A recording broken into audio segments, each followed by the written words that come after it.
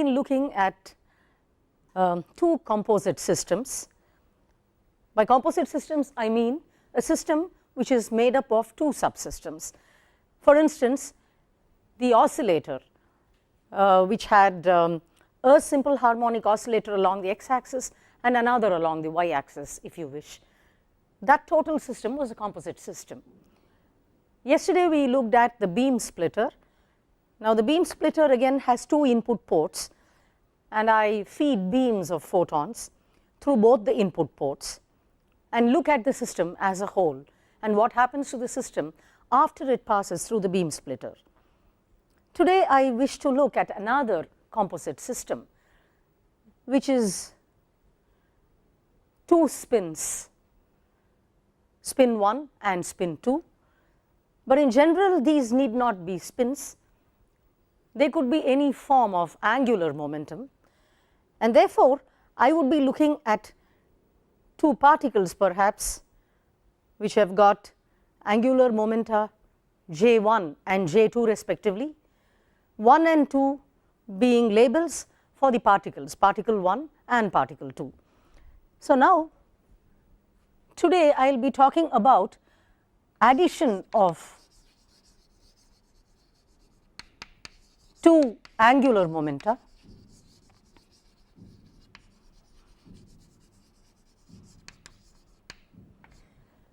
So there are two systems given by vectors J1 and J2. J1 squared is J1 dot J1, and I can find simultaneous eigenstates of J1 squared and J1z. The one here, as I have mentioned earlier, refers to the fact that we are talking about the first system, one of the two systems. So J1 squared acting on a state labeled by J1 M1 gives me J1 into J1 plus 1 H cross squared J1 M1, and J1Z acting on the state J1 M1 gives me M1 H cross J1 M1. So the commuting operators for the first system are J1 squared and J1Z, and we can have a complete set of eigenstates labeled by J1 comma M1, with M1 taking values minus J1 to plus J1 in steps of 1. Similarly, I have the second system, and here my notation is going to be the following.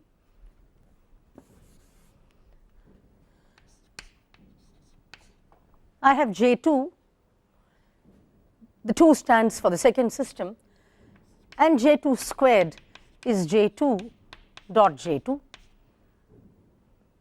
We have already seen that J2 as also J1 are vectors under rotations. Once more, I have J2 squared and J2Z as the operators which simultaneously commute with each other for the system 2, and I can write the following. There are eigenstates, common eigenstates, a complete set of common eigenstates of J2 squared and J2Z, and the eigenvalue equation is this.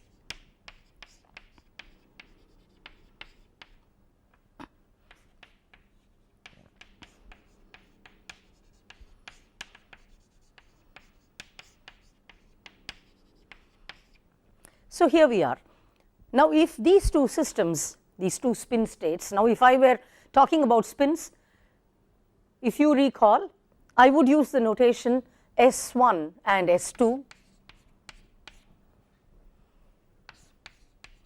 to denote the spin of the first system and the spin of the second system. So I could talk of two spin multiplets, for instance.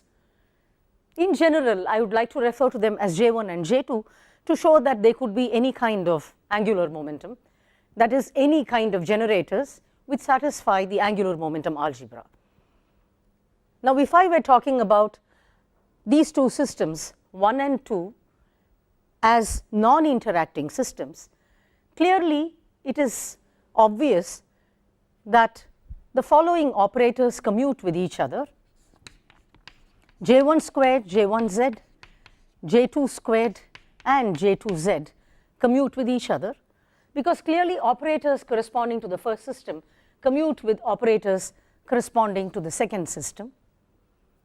And therefore, if I have to describe the two systems as a whole, I would use the following labels: J1 M1, J2 M2. By this shorthand notation, I mean the following.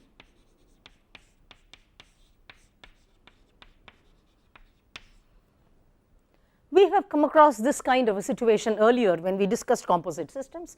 You will recall that in the case of the harmonic oscillator, we had state labels N1 corresponding to system A and N2 corresponding to system B. Perhaps you would like to call it NA and NB.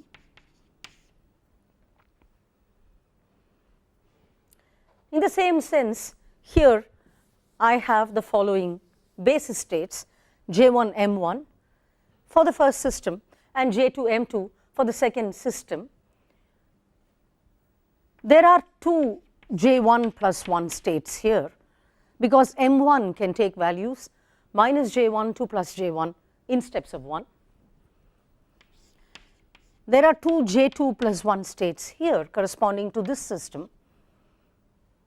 And therefore, the total number of states, the total number of basis states of the two systems taken together, that is as a composite system, the total number of basis states are 2J1 plus 1 times 2J2 plus 1.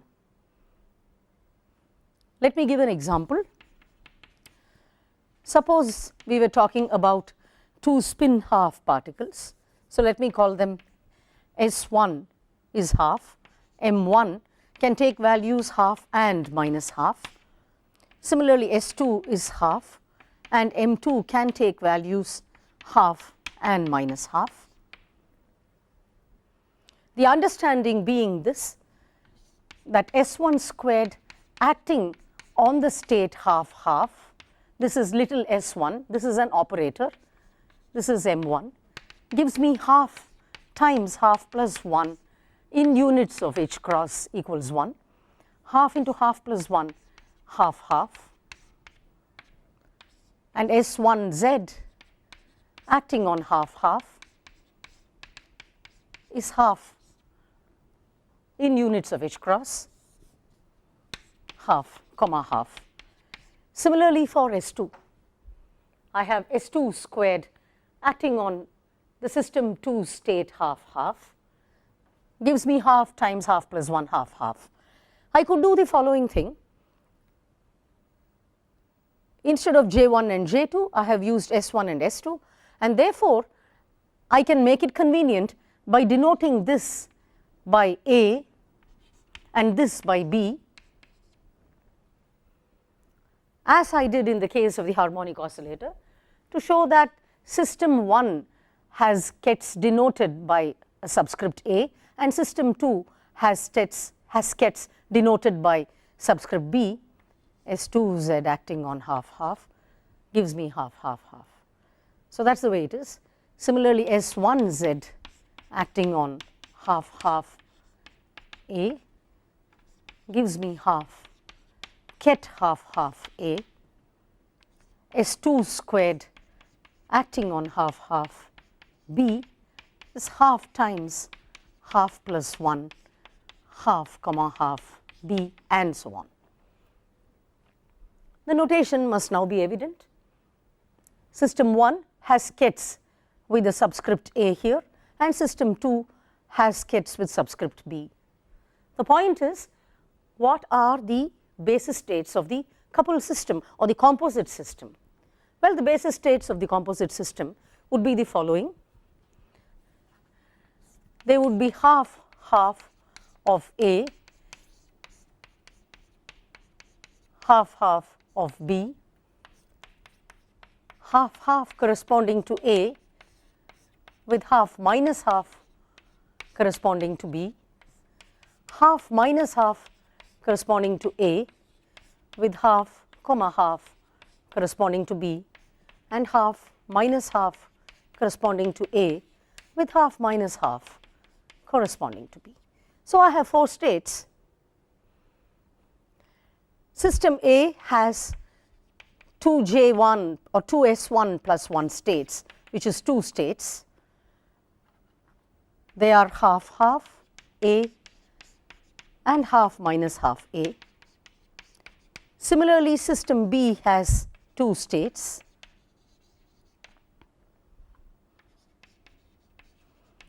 And the total is 2 times 2, which is 4 states in total. So, these are the basis states of the 2 systems taken as a whole, and I have given you the 4 states here. This is merely an example. In general, therefore, we have 2J1 plus 1 states times 2J2 plus 1 states, and this is going to be the complete set of basis states for the composite system. I could well work with this set of basis states provided there is no interaction between J1 and J2. On the other hand, if there is interaction between J1 and J2, then I could land a problem.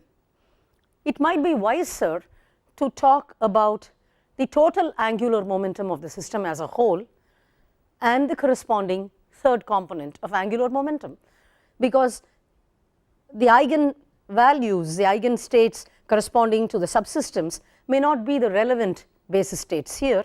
The eigenvalues corresponding to J1 and J2 may not be the good labels to use, and in fact, they need not be conserved quantities because of the interaction. And therefore, it would be more sensible to look at the composite system in terms of the total angular momentum of the composite system and its third component and anything else it commutes with. Now, if I were to talk of the total angular momentum of the composite system, it is clear that it should behave like any angular momentum.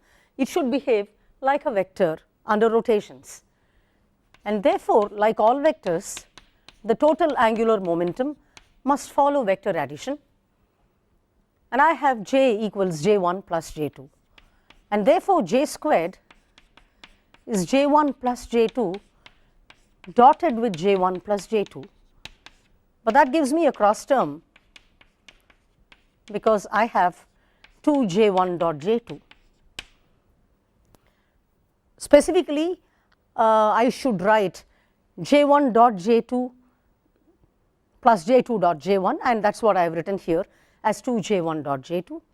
Remember, j1 and j2 commute with each other, they are 2 different systems.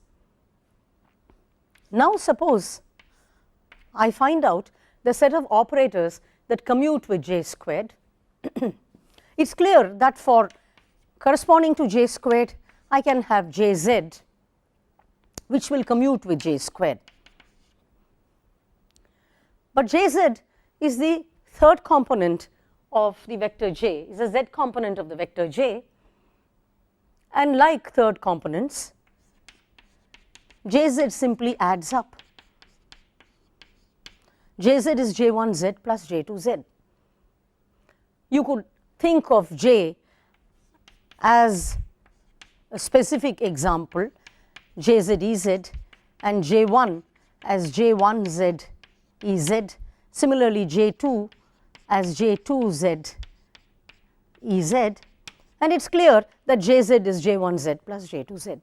That is in a very specific case, but in general, like components of a vector, jz simply adds up, not vectorially, but like scalars would add up. And therefore, the eigenvalue for jz, if I call that m would be equal to m1 plus m2, where m1 and m2 are given there. So, certainly I can talk about j where j times j plus 1 h cross squared is the eigenvalue corresponding to j squared, and m the eigenvalue corresponding to jz, j squared and jz having a complete set of common eigenstates, and m being equal to m1 plus m2. But these are not the only two operators that commute with each other. Look at the following: j squared commutator with j1z. So this is the same as j1 squared plus j2 squared plus twice j1x j2x plus j1y j2y plus j1z j2z. This is j squared, and we wish to find the commutator with j1z. j1 squared certainly commutes with j1z. They have a complete set of common eigenstates labeled by j1 m1. j2 squared commutes with j1z because they are two different systems. But here j1x, j1z do not commute with each other. In fact, they give me j1y. Similarly, j1y commutator with j1z is proportional to j1x. The third term, of course, commutes. So in general, this is not 0. It is not possible for me to find a complete set of common eigenstates of j squared and j1z. But what about j squared and j1 squared? This is all right, because when I expand j squared in this manner, j1 squared commutes with itself, j2 squared and j1 squared commute because they are two different systems, and this is j1 dot j2. j1 commutes with j1 squared and j2 commutes with j1 squared. Therefore, this is 0. Similarly, j squared with j2 squared is 0. So this is what I have. I have a set of operators j squared, jz, j1 squared, j2 squared, all of them commuting with each other. And therefore, if I were talking about the composite system as a whole, and I'd like to talk in terms of the coupled basis. By coupled basis, I mean when you couple the individual systems, perhaps through an interaction, and then I look at the basis states relevant to describe the composite system as a whole. In this case, since these four operators commute with each other, I can label my state as j, m, and of course j1, j2. This would be the manner in which I would label the basis states when I look at the coupled basis. If I were looking at the uncoupled basis, that is where the two spins were not interacting with each other, then I could well use j1 m1 j2 m2. And to get this notation nicely, I would like to call this j1 j2 jm, and so that we may be clear in our minds that this is the coupled basis and that is the uncoupled basis.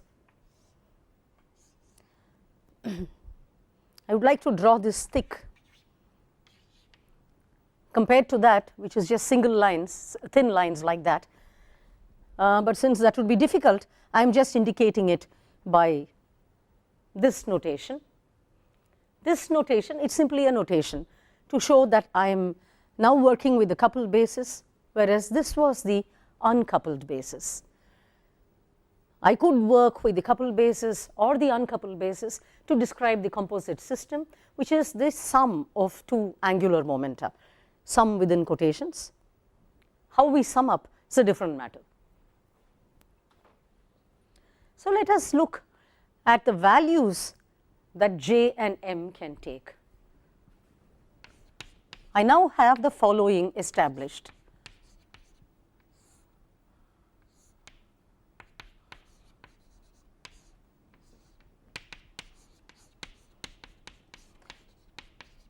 Because we are talking about the coupled state's angular momentum, and therefore I pull out j times j plus 1 h cross squared, j1, j2, jm, and jz acting on this state gives me m h cross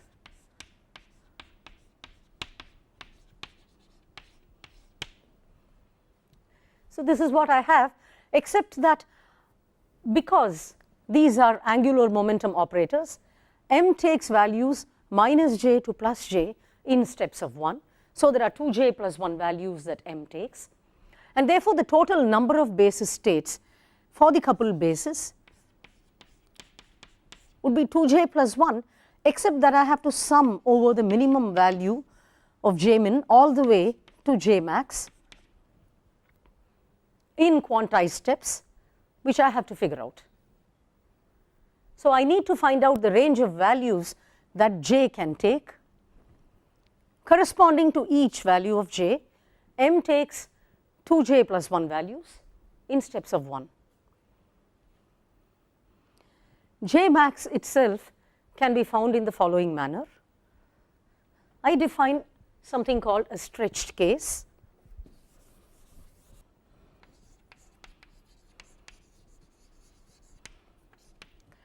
When m takes the values little j or minus j, I call them the stretched case. So this is the maximum value that m can take for a given j, and this is the minimum value that m can take for the same j. Remember that a j multiplet for a given value of j has 2j plus 1 states with m ranging from minus j to plus j in steps of 1. And therefore, in my example, where I have j1 m1 and j2 m2 as the uncoupled basis states, the maximum value that m1 can take is j1, and the maximum value that m2 can take is j2.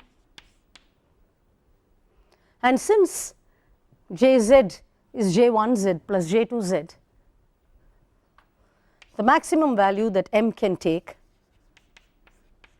is j1 plus j2. If m takes this maximum value, clearly j should at least be equal to m, and therefore the maximum value that j takes is j1 plus j2. So in my summation here, j max is j1 plus j2. As an example, suppose I were combining j1 equals half with j2 equals half, j max is 1, and so on. I now have to find j min, but before that I would like to see what is the nature of quantization. What is the next value that j can take in this summation? And that can be simply done as follows.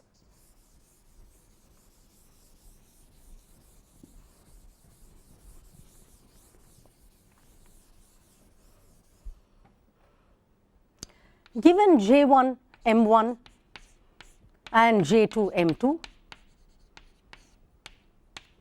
the highest values that m1 and m2 can take are j1 and j2. The next value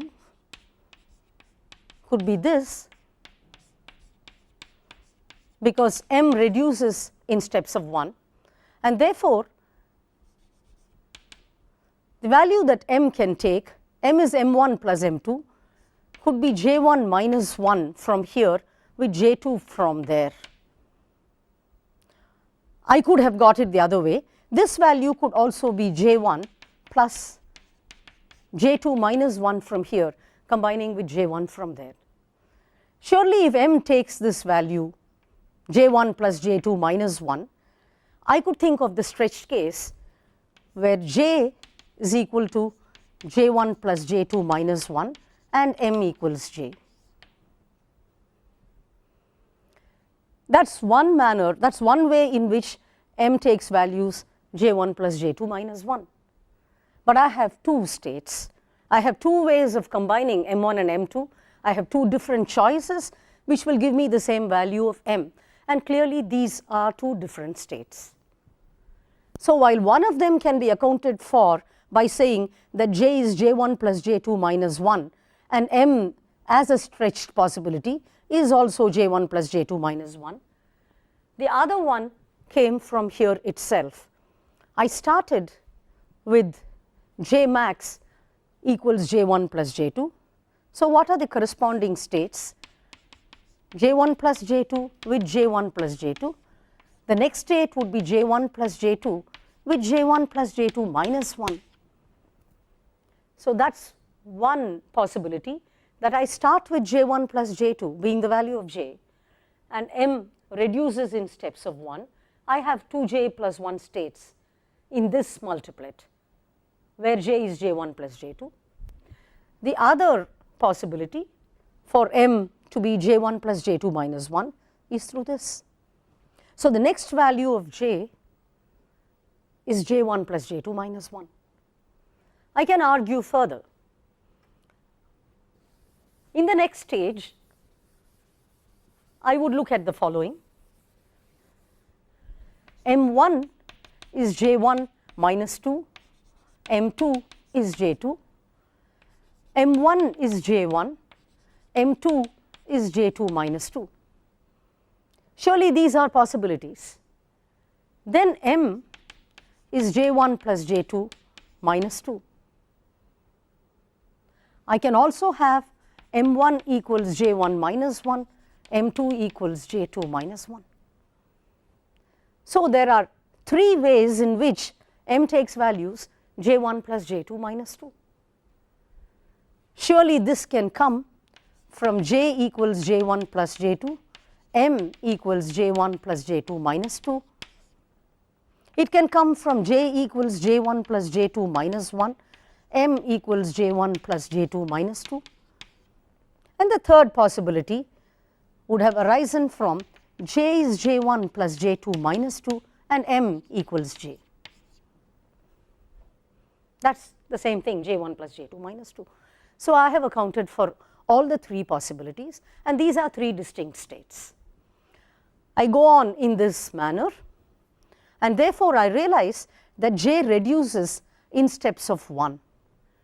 So J starts with J1 plus J2, comes down in steps of 1, and those are the possible values of J, except that I should now know what is J minimum, and that can be easily found out by arguing in the following manner. In the couple basis, I have summation J minimum to J1 plus J2.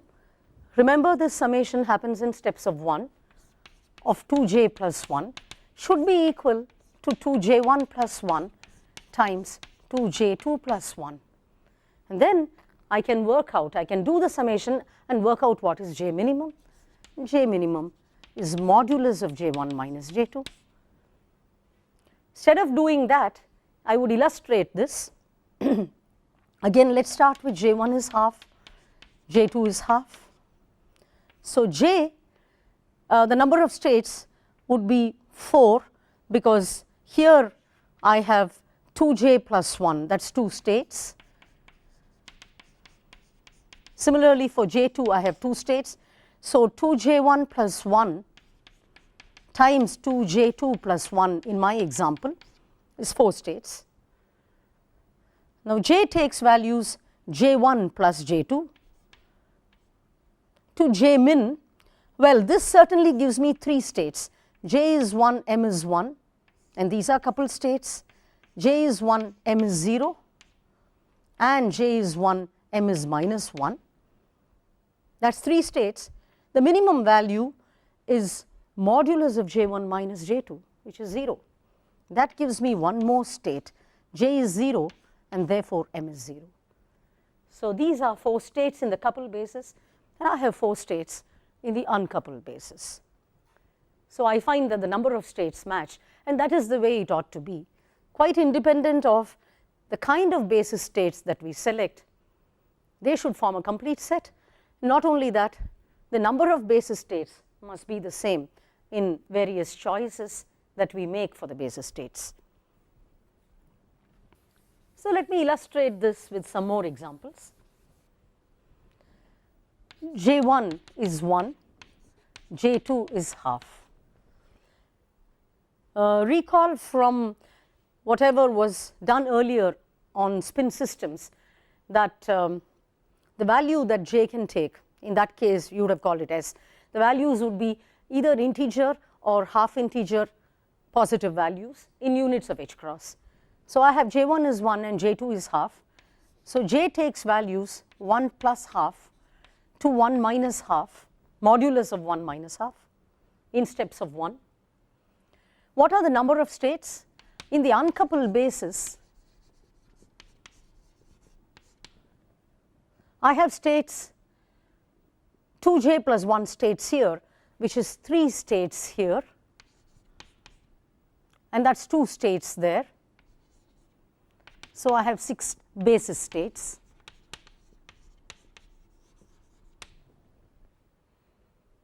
Example 1 1 with half half, or 1 0 with half minus half, and so on. This is J1, this is M1, this is J2, and that is M2. I should account for 6 states here, and that is 2. There are 2j plus 1 states. So that is, for each j there are 2j plus 1 states, and for each j value these are the m values.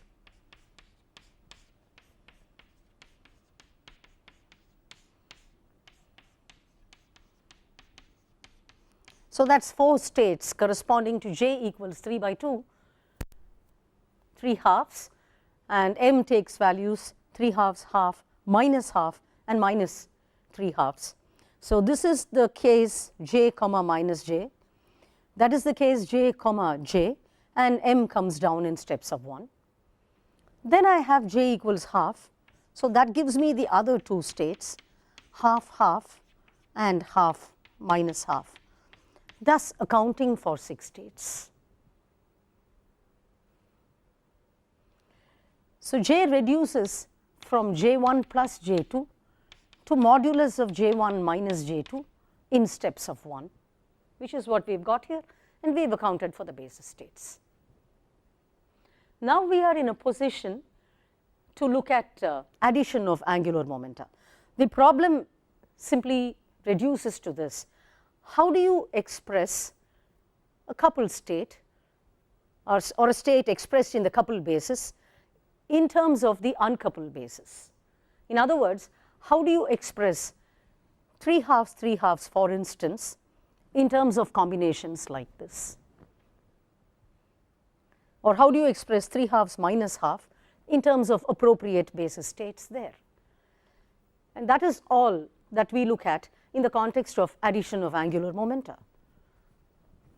So let me look at a simple example combining 2 spin doublets. J1 is half, J2 is half. So J is 1 or 0, and therefore the coupled basis states are 1 comma 1. This is J, this is M. Of course I should write J1, J2, Jm. So let us do that. Half for J1, half for J2. J is 1, M is 1. So this is J1, J2, Jm. Then of course I have half, half, 1 0, half half, 1 minus 1,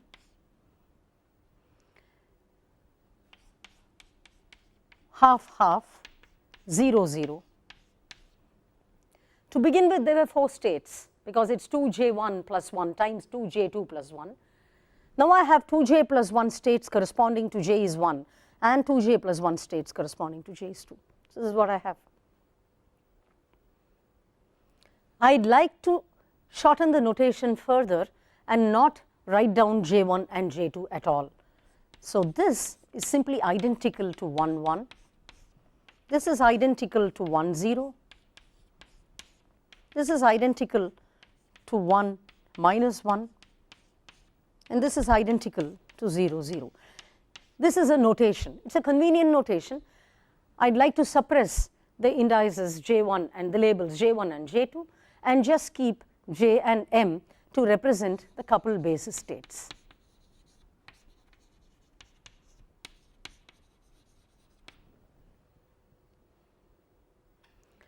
For the uncoupled basis states in this problem,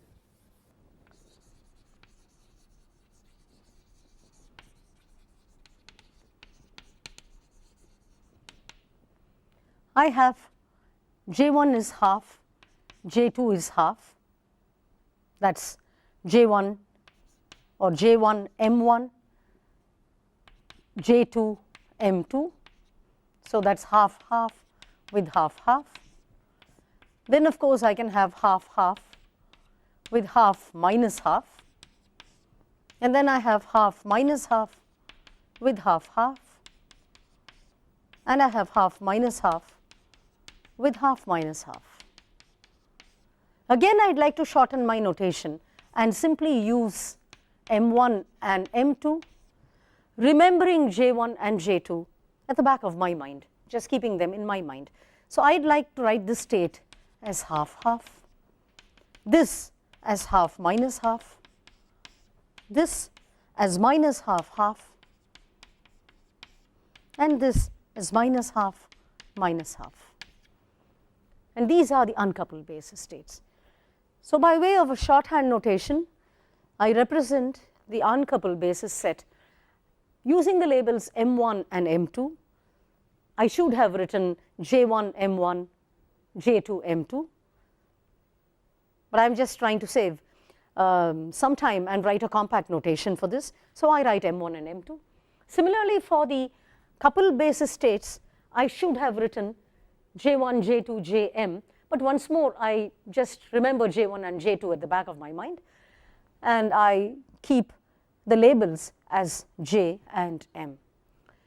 The question that is to be addressed is, how do you write the coupled basis states in terms of the uncoupled basis states? If I were talking about spin, I would talk of the spin triplet when I talk about these, because S is equal to 1, Sz is 1, or M equals 1. S is 1, M is 0, and S is 1, M is minus 1. And I talk of this as the singlet state of spin because there is exactly one basis state there. So now let me look at the state 1 0. Well, instead of writing this as 1 0, I could have written this in terms of the uncoupled basis. I would have gotten M equals 0, this is J, this is M. I would have gotten M equals 0 only by using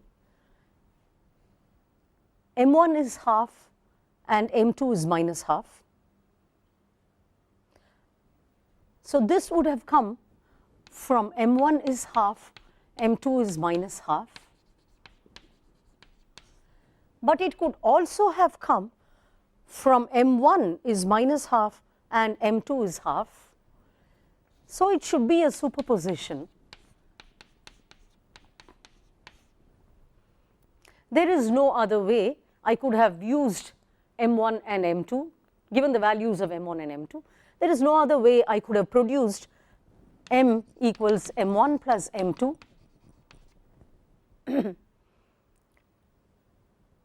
except to combine half with minus half and minus half with half. These are distinct states, and therefore there is a superposition of these two states to give me 1 0. Suppose I want to find out this coefficient. It is clear that if I did this, that means take the inner product of half minus half with 1 0, that should give me the following.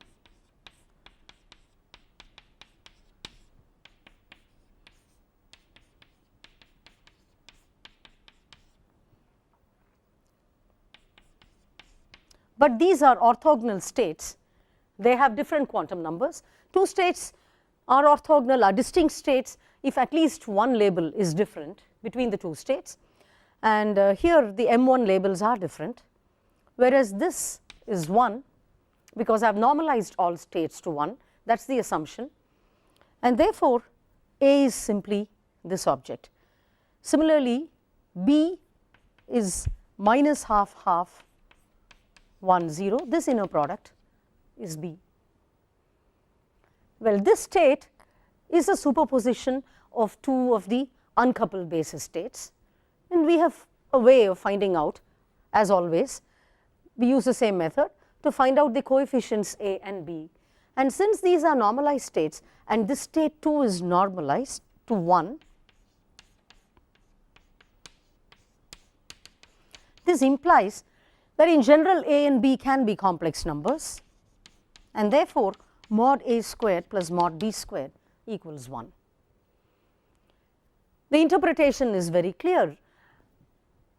If you expand the coupled basis state 1 comma 0 in terms of the uncoupled basis states half comma minus half and minus half comma half, the coefficients appearing here A and B, when mod squared and added, should give me 1, because after all this state has to be expanded completely in terms of these, and therefore the total probability of it being expanded in terms of these states should be 1. A and B are referred to as Clebsch-Gordan coefficients, or the CG coefficients for short, and they satisfy the following relation. Now suppose we look at the state 1 1, that is the state out here, 1 comma 1. Let me repeat this. So 1 comma 1 is to be expanded in terms of the uncoupled basis states. The only way by which I could have got M equals 1 is by using M1 equals 1 and M2 equals, M1 equals half and M2 equals half. There is no other possibility. I should have had a half plus half to give me 1, because this gives me 0, that gives me 0, and minus half is minus 1. So when I write 1 comma 1 in terms of half comma half, there is exactly one basis state appearing here and the coefficient is 1.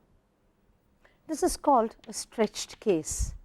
Stretched case because M equals J, M1 equals J1, M2 equals J2. I would say the same thing for 1 comma minus 1, because that could have come only from M1 equals minus half and M2 equals minus half, and that is also a stretched case. So stretched case is this, or M equals minus J, M1 equals minus J1, M2 equals minus J2. When we discuss a stretched case, there is exactly one CG coefficient, and that is 1. That is simply unity. So looked at from the coupled basis framework, the basis state is 1 comma minus 1. In the uncoupled basis, it simply translates to minus half comma minus half.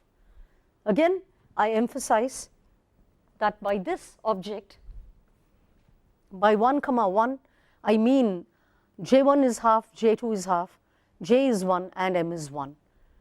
There by half comma half, I mean J1 is half, M1 is half, J2 is half, M2 is half. So whenever M is equal to J or minus J, corresponding to which M1 is plus J1 or minus J1 and M2 is plus J2 or minus J2, it is called a stretched case. So in this problem, I can now write the following. I have 1 comma 1 is half comma half here. This is M1, M2, and this is Jm. 1 comma 0 is A times minus half comma half plus B times half comma minus half. and 1 comma minus 1 is half, minus half comma minus half. These are the stretched cases. We have to find out A and B. Then there is the singlet state, which is 0 comma 0.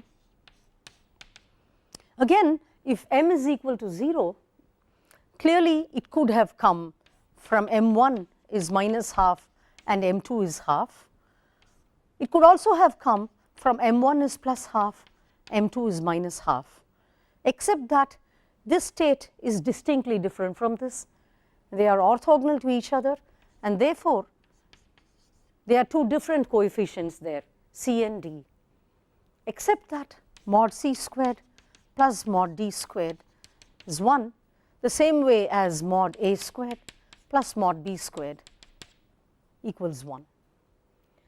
So the problem now reduces to finding out, to estimating the values of, to determine values of a, b, c and d given these conditions, and given the fact that these states are normalized to 1 and they are orthogonal to each other. The manner in which this is done is straightforward. We know the action of j minus and j plus, the raising and lowering operators on the angular momentum states. J minus is j1 minus plus j2 minus. J minus is the operator acting on the coupled basis, j1 minus on system 1 and j2 minus on system 2. It is clear. And similarly, j plus is j1 plus j2 plus. So let's write this better. J plus is j1 plus j2 plus.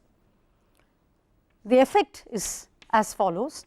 J plus acting on the state jm is root of j minus m into j plus m plus 1.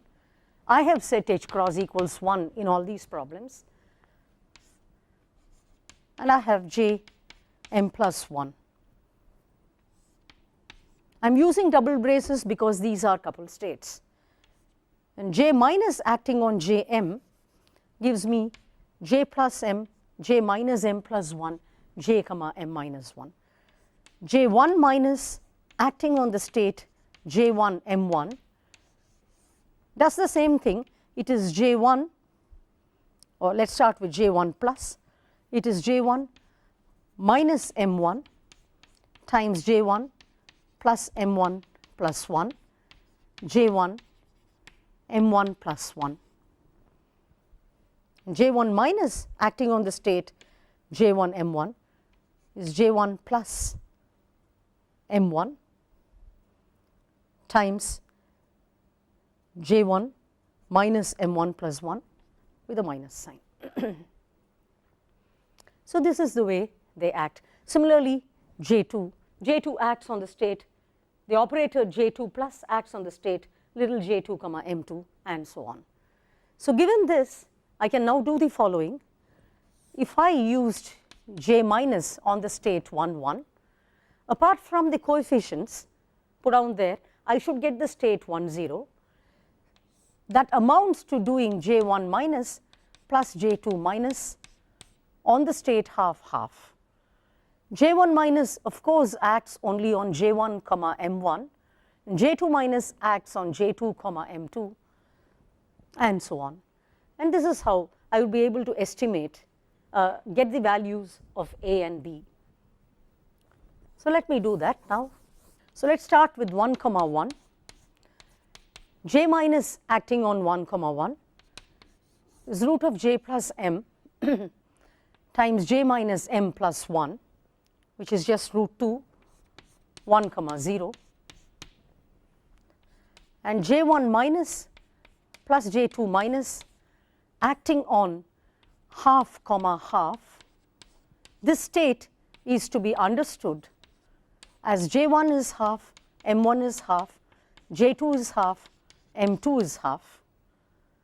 This object is simply going to be j1 acts on this, giving me root of j plus m to j minus m plus 1, and does nothing to the other state, plus J2 minus acts on J2 M2, this is J2, that is M2, this is J1, that is M1, leaving this state alone, untouched, and pulls out a J2 plus M2 times J2 minus M2 plus 1, except that it lowers the M2 value. So, in the first case, the M2 became minus half, the M1 became minus half, and the M2 continued to be half. In the second case, the M1 continues to be half, and the M2 becomes minus half. And therefore, I have 1 0 is 1 by root 2 times half minus half, half half, plus 1 by root 2 half half, half minus half. In other words, I can now fill up this column. I will have the following: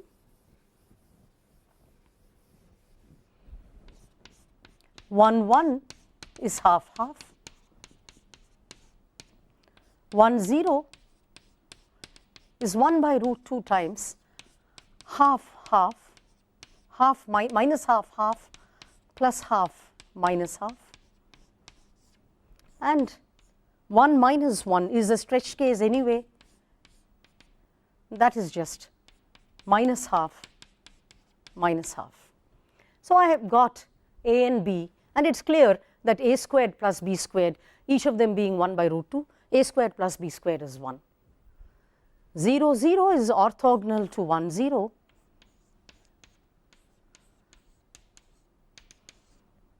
and this, together with the fact that C squared plus D squared equals 1, without loss of generality, I am choosing C and D to be real values. Otherwise, I would have done mod C squared plus mod D squared.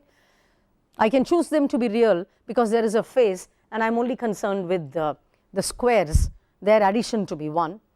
And this, together with C squared plus D squared equals 1, since I know A and B, would give me that C is plus or minus 1 by root 2, and correspondingly D is minus or plus 1 by root 2. Either of them is correct. I have to choose a convention, but as it happens, I can write 0 0 as 1 by root 2 times minus half half minus 1 by root 2 times half minus half, 1 by root 2 half minus half, or the other way around. Either is right. A convention has to be used, and a certain convention, once decided upon, must be used throughout the problem.